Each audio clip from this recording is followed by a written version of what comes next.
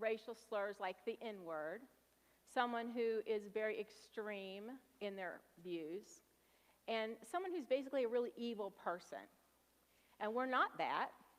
And so if someone insinuates that a comment we've made or an attitude that we've had or an action we've taken is racist, then our defenses are up. We just bristle. We're offended. We're very frustrated and hurt by that. And that's really coming from a very false binary, where we have created this idea in our minds that racist means evil person, and that racist is someone who says these very dramatic things that no one in this room would know weren't wrong. Like, all of us know not to say that stuff, right? And so we don't want to hear that word.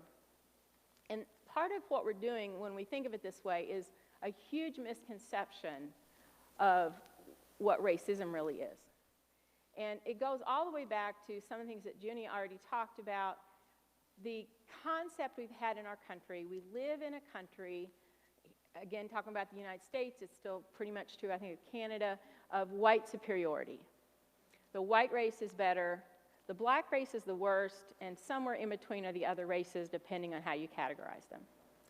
And nobody in this room actively thinks that. If I would ask you, you would say, that's ridiculous, that's ludicrous. But the truth is, it's in the air we breathe. It's in the water we drink.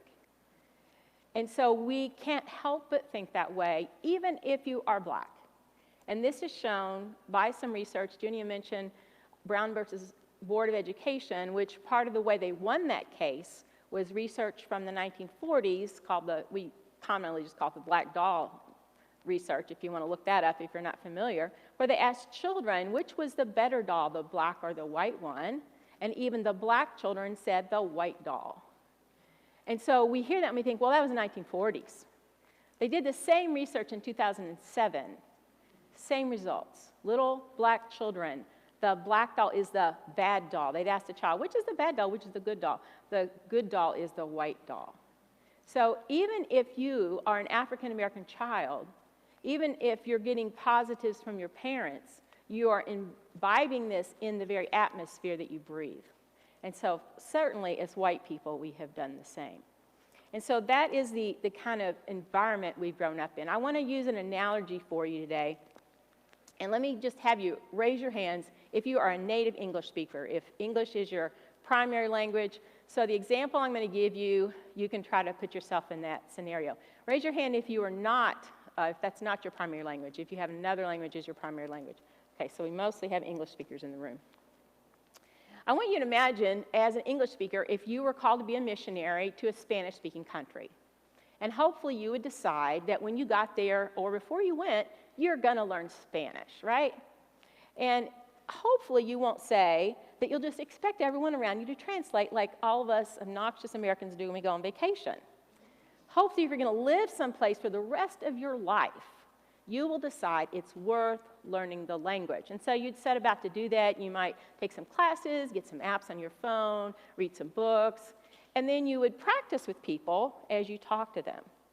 But unless you're wealthy, you wouldn't just pay someone to be your personal tutor to learn Spanish. You would do some work on your own, and then you would also get some feedback as you made some progress. So as you're learning your Spanish and you're talking to someone and they correct you because you used the wrong tense or the wrong word or whatever, and you hopefully would be grateful. You know, you would say, oh, thank you. I'll try to do better next time. And the time you really want to be corrected is those horror stories we've all heard about when someone uses the wrong tense, the wrong word, and it becomes like an insult or a sexual innuendo or some sort of horrible thing. And you would certainly not want someone to allow you to do that again. So if they correct you on that, you'll feel embarrassed. You might be like, I don't ever want to speak Spanish again. But hopefully you'd be grateful, right, that the person kept you from repeating that stupid mistake. When I was 3 years old, all I wanted for Christmas was a chatty Kathy doll. And I'm sure my mother thought this was perfect because my name's Kathy and I was chatty. Well, my not quite formed language yet at 3 couldn't pronounce it correctly, so you have to use your imagination. The ch was a sh. And so Mom would have people over, or we'd be at the grandparents', and she'd say, ask Kathy what she wants for Christmas. And I would pronounce it wrong, and everybody would laugh. Now, that was cute when I was 3. It wouldn't be cute if I still couldn't pronounce chatty right. And so as we grow and learn, we should appreciate being corrected. We want to get it right. We are not morally bad for being monolingual. It's very interesting that in this nation, we don't see the value in teaching more than one language as a regular thing. So many countries in the world, you can't even talk to your neighbor without knowing more than one language. We're terrible about that. But if someone was teaching us Spanish, they wouldn't think we're a bad human, an evil person, because we only know English. The same is true of our cultural environment when it comes to racism. We have learned the language of racist comments, of racist understandings. It's part of how we were raised. And I'm not meaning by that, when I say that your parents were necessarily teaching you racist rhetoric.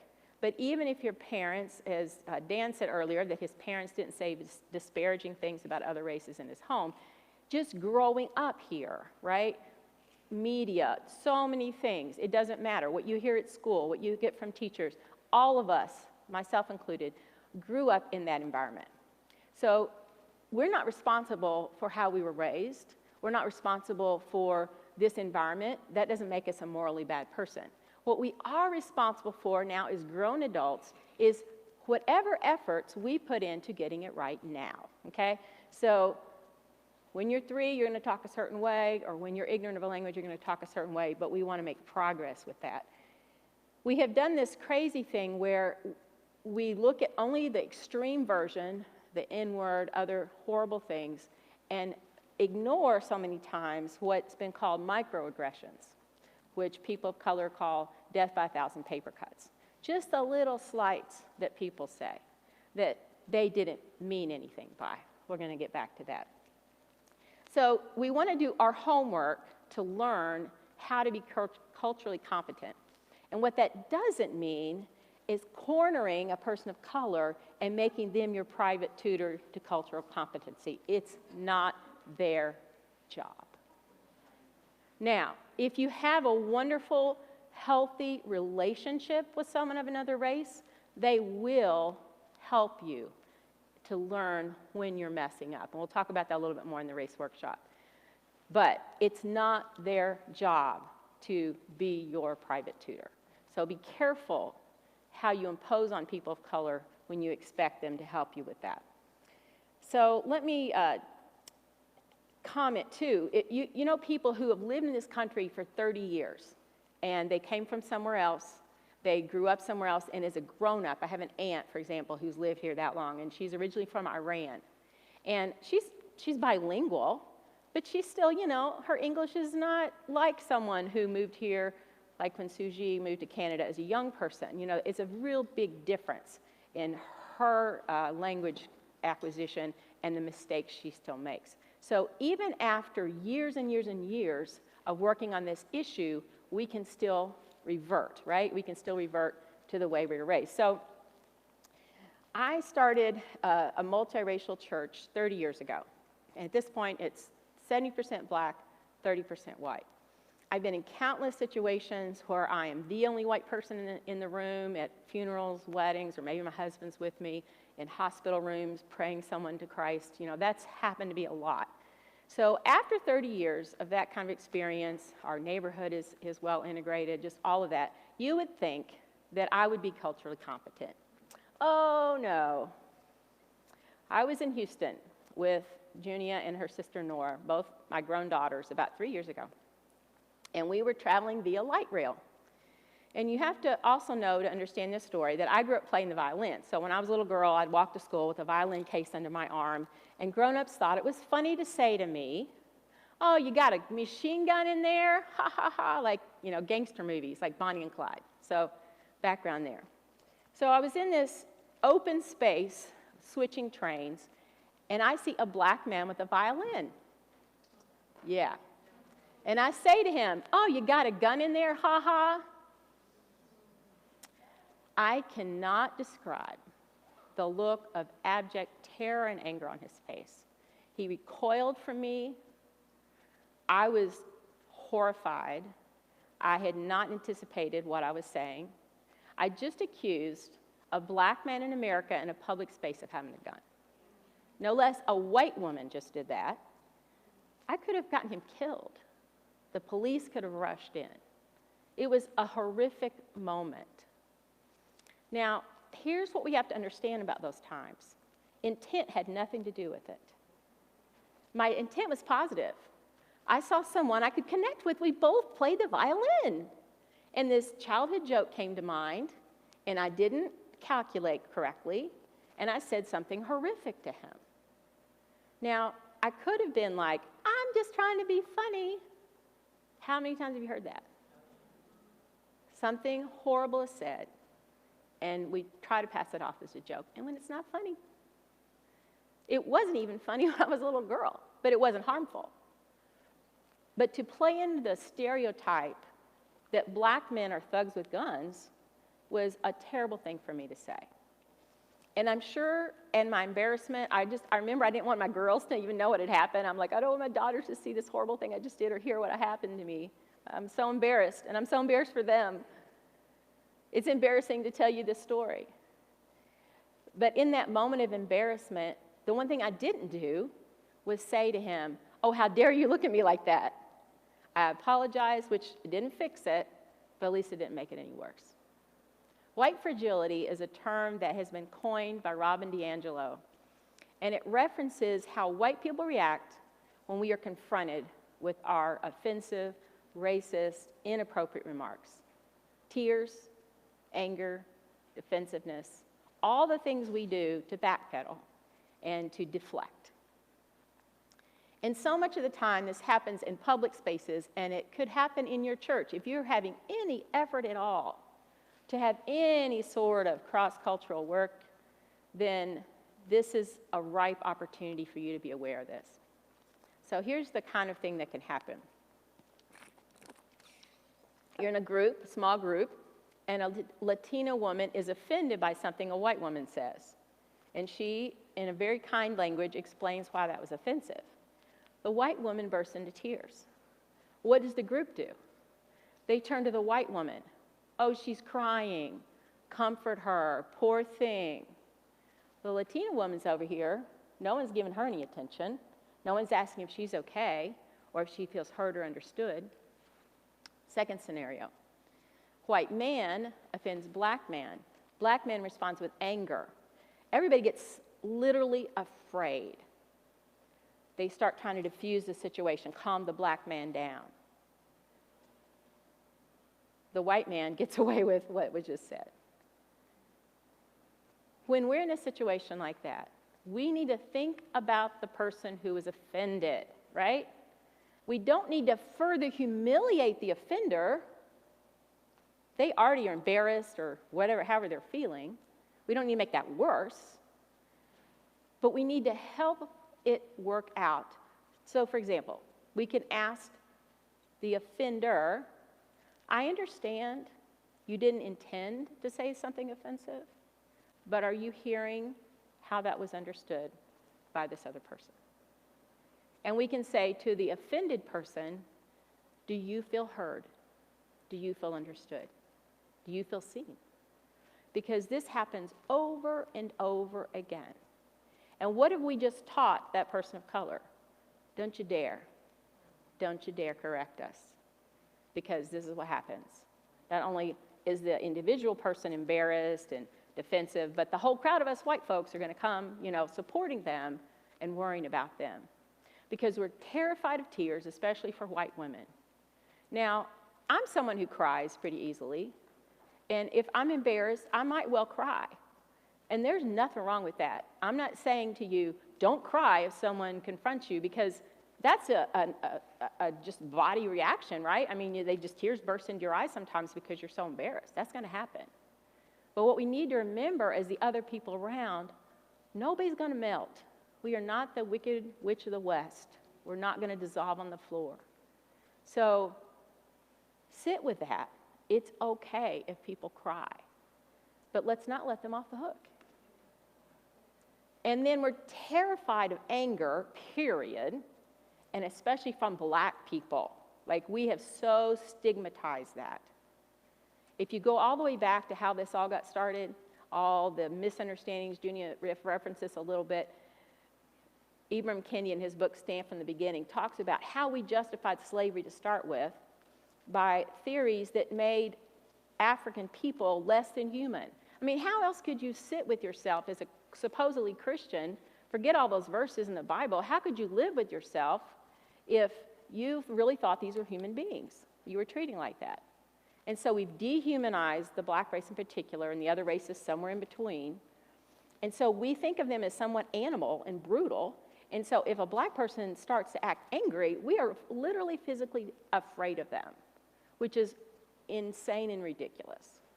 There's a great quote I'll share in the race workshop where Robin DiAngelo says, you know, here's the white race who has perpetuated all kinds of violence on the black race, and just because they raise their voice, we're worried? Like, come on. So we need to have a safe place, and what we do is, in the church especially, we try to de-escalate emotions instead of solving the problem. So let's quit worrying about de-escalating the emotions and try to get to the bottom of understanding one another and what the offense was. So, yes, intentions do matter, but they don't fix it if we're still offensive, right? So when I made that comment to that man, I did not have negative intentions, and I should have known better, but it still came out wrong, and it was offensive, and I don't get off the hook for that. My intentions do not erase the fact that I offended him.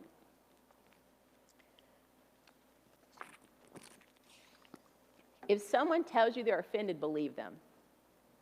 I've heard people try to talk people out of that, right? I'm short, and I don't honestly care most of the time, but if someone just badgers you about something like that, it can get old, right? And someone might joke about their own weight issues, but that doesn't mean you can, right? So things that white people sometimes assume are okay to joke about, they're not. And if someone tells you they're not, they're not. However, one individual does not speak for their race, okay? So listen to each person. And it's sometimes something you can generalize. I think it's better to take the lowest common denominator and be as least offensive as possible. But if someone tells you they're offended, believe them. Don't try to talk them out of it. We don't get to decide. White people do not get to decide what's offensive. It's not part of our job description. So many times people won't tell us because what I said earlier, they've tried and we have responded so badly that they just forget it. They're not going to do that again. Sometimes there's such a power differential, especially in the workplace, that someone is never going to confront someone over them because that's just not something you do. Our older daughter, Nora, brought home her future husband, Anthony, for the first time to our house. And we're in the dining room. And my husband made this assumption in a joke again, trying to be funny, that he was from the hood. And what he heard was this generalization that all black people live in the hood. And that was problematic because he grew up in a historic black town that he has a lot of reason to be proud of. This is the kind of story that we as white people don't hear very often, or it's not part of the history we pay attention to, let's put it that way. So Anthony's ancestor, Nick Matthews, was a farm laborer. And he worked for a white landowner, and that white landowner died and left his property to his two sons who had no idea how to farm. And so Nick Matthews took the time to teach them the methods they needed to use, and the farm became successful. Well, one of the sons was so grateful to him that he noticed that there was this 40-acre plot of land for sale for $20.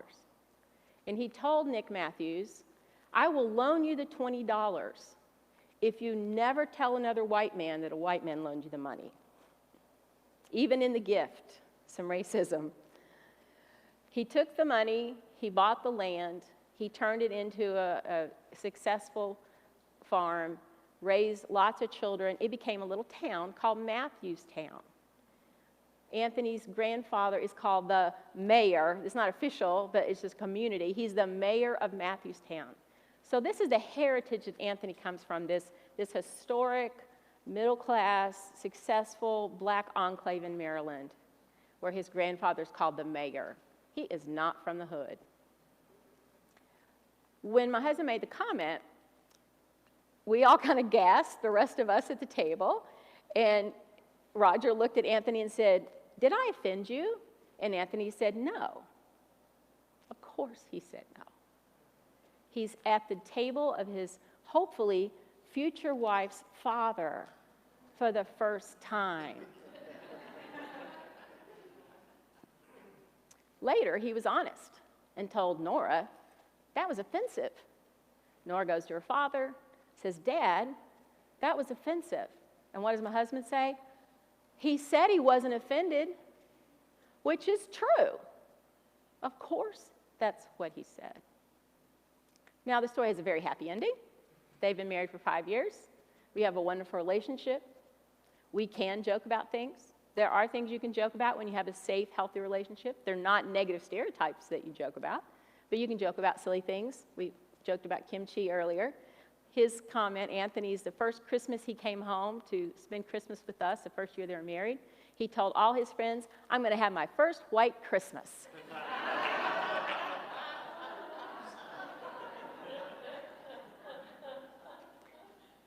It was a long time before Nora wasn't nervous to send her father and husband out together anywhere. But last week, we were visiting, and her dad and her husband shut down a golf course together. So they've grown in their relationship. They trust each other. It's safe. Now, we could still mess this up. My husband has the same 30-something years of culture experience as I do. And he could still say something offensive, but now I think Anthony would have the courage to say, "Whoa, wait a minute." The interesting thing is, before they got married, Nora told me, "Mom, marrying someone black, I'm still always going to be a white person. And we can understand the black culture really well. We can live in it, but we still walk through this country in white skin. And we will still be responded to that way." So you have to be really careful if you're someone who grew up maybe in another country where you were the numerical minority there, or in a neighborhood in the U.S. where in that certain enclave you were the only white family or whatever, because you feel like you understand what it's like to be in the minority, you feel like you understand the culture really well, but when you walk out of that neighborhood and you walk down the street, middle town of, America, you're still white. So that's when you have to really be careful. And sometimes once we think we're woke, then we think we have to fix everybody else. I've been guilty of this myself. It's like a little knowledge is bad stuff. The more you know, then sometimes you have this attitude. And what we need to have is an attitude of humility. That we're not there yet, and that we still don't get it. And we just need really gracious people to continue to help us to understand. And when we're corrected, we need to respond with humility and grace. We need to be willing to hear that, to try not to become defensive. And it's such a visceral reaction, whether we cry or we cringe or whatever. But we can at least work on the words that come out of our mouths. And even if we react in some kind of way, to try to say, "Wow, I'm really sorry. Help me understand that better." And the more we're able to create some relationships where we can do that, the better. I want to just go really quickly through a few code words with you. These are things people say that they think are neutral. Colorblind, we mentioned it already today. Everybody's the same. Well, no, they're not. God made such a beautiful variety. Let's not literally whitewash everything, right? We don't want to be colorblind. Now, God loves everyone the same. Yes, absolutely. But we want to notice people's differences in a positive way. I don't even think of you as Asian, which really means I just promoted you. Oh, thank you. I want to be me. This is another time where we think we're paying someone a compliment. And you hear this a lot when children of color in a school that's chiefly white, and they're in a friend group that's chiefly white. And in a way, I mean, you do stop thinking about that. Why do people fall in love and get married with someone? It's not because they're another race, it's despite they're another race. Nor in Anthony, especially Anthony, he was not looking to marry a white woman, I'll tell you right now. That was not what he planned to do with his life. That's just what happened. And he's adjusted to it. It's not that Suji and Joe set out, I want to marry a Korean woman of Korean heritage. I want to marry someone of Mexican heritage. No, they fell in love, right? So in that kind of relationship, we stop thinking about it. And in friend groups, we definitely don't just look at people and think all the time about that. But to say you don't think of someone as their race is ignoring a part of who they are. We don't want to do that. And with that, we call, it's a social thing that said Asians are the, quote, model minority. Like, that's a compliment. It's not a compliment. That's saying, well, you're almost white. Aren't you proud? No, that's not a positive thing to say. Stop. When we say someone is articulate or well-spoken or even worse, talks white, again, like white is the standard, or like people of other colors or other races or other backgrounds don't know how to be well-spoken. And we have this weird sort of, again, hierarchy about what language is acceptable. And so talking white is what we think everyone needs to do, especially in the business world. And anyone who has any other kind of racialized versions of talking, that's a negative. And that's really devaluing other languages. It's not like these other races, other heritages didn't have their own language before. They had to learn ours to live here, right? So we need to be careful how we say those things. When we say someone lives in a bad neighborhood, and what does that mean? Crime-ridden, people of color. It's coded. Instead of just saying that, instead of saying, I liked how Suji talked about this, that her husband grew up in a rough neighborhood, and she talked very specifically that there were gangs there. That's being very clear about what you're saying. But people use this often as really saying, usually a black neighborhood, or maybe other races, it's a bad neighborhood, and that's really what it means. That's what they mean, is it's a neighborhood with a lot of people of color in it. You've heard this one, good hair, which means white hair, or the closest thing possible to white hair, because that's the only kind of good hair there is. Non-white. Over here we have white people, and then over here we have all the non-white people, which again is like some kind of standard that everyone else is trying to reach. So these are the smaller kind of things that people say that are still hurtful. So, we can beat people up with racial slurs, or we can just slice them to death with microabrasions, but it's still offensive. And what we want to do, those of us who are white, is be willing to take correction. Think of it like you're learning a new language. The rest of our lives, we're still going to be learning it. I really, really hope I don't say anything as stupid as I've said before tomorrow or the next day, but no promises. And when I do it, I hope someone will have the courage to correct me. I'm not 3 anymore, so I shouldn't pronounce things like Chatty Cathy wrong. And we want to be able to move forward. We want to be able to not be fragile, but to be flexible. Paul talked about being all things to all people. He talked about not eating meat if it would offend someone. So there are things that this group might not think is offensive and this group does. Let's just not say that, right? Let's do everything we can to really be loving and kind and to accept the kind of correction that we receive from other people. I think that's really important. I'm going to put a slide up. This is, let me see if you can read it. So if you're a person of color, you could probably feel the board. This is by Allie Henney. If you want to follow her on social media, she's great. She put a post up yesterday on 9/11, and at the bottom it had a picture of the towers coming down, and it had a little meme that said, let's just forget about it and move on. And she's like, yeah. People are like, what? Well, that's what we say to black people about slavery. Let's just forget about it and move on. She has a great long post, so that's a very short version of what she has to say, so check her out. She does lots of stuff on Twitter and on Facebook. So these are the kinds of things that white people say when people confront them about their racist comments.